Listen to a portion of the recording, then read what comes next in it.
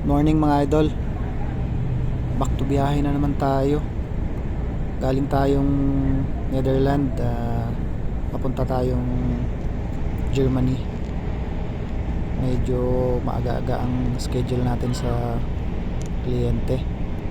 At after nating nagpahinga ng 9 hours, medyo inagahan na natin ng alis.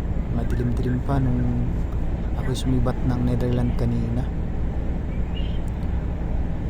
Medyo masailan din kasi yung pangarga natin ngayon. Dangerous goods yung pangarga natin ngayon mga idol. Dangerous goods kasi is hindi siya allowed sa lahat ng tunnel. May restriction siya, kaya medyo inagahan natin ng konti kasi hindi tayo makakadaan sa shortcut. So kailangan natin umikot, iwasan yung mga tunnel. Masailan kasi yung dangerous goods pagka once na hindi mo sinunod yung restriction at dumaan ka sa mga tunnel na bawal ka, napakalaking penalty at maaari ka ring makulong pag once na magkaroon ka ng problema sa tunnel. Maaari kasing magliyab, ayun, masunog yung makasuffocate yung pangarga mo pag once na magkaroon ng aksidente sa ilalim ng tunnel. Kaya ganoon na lang ang pag-iingat ng gobyerno nila pagdating sa ganitong mga dangerous goods. Hindi ka makakapag-drive ng mga ganitong pangarga hanggat hindi ka nag-undergo ng schooling and then may pasa ang exam. Kami kami sa Poland before kami nag-start.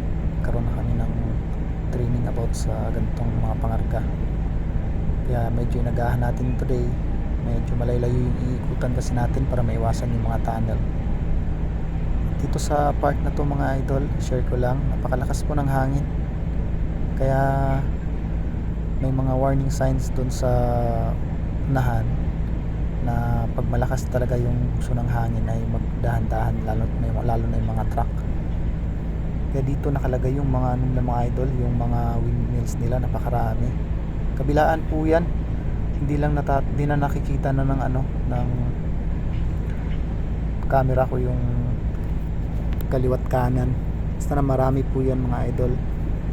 Medyo nakakatipid sila ng kuryente rito kasi ang pagkakaalam ko dyan sila kumukuha ng kuryente gaya nung sa Pagudpod. Sabagay halos lahat naman dito sa Europe mga idol, pag once na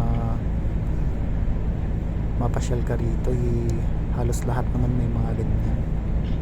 Nung ako'y nasa Poland, napakarami rin ganyan mga windmills na yan. Napakagandang po siya mga idol, napakagandang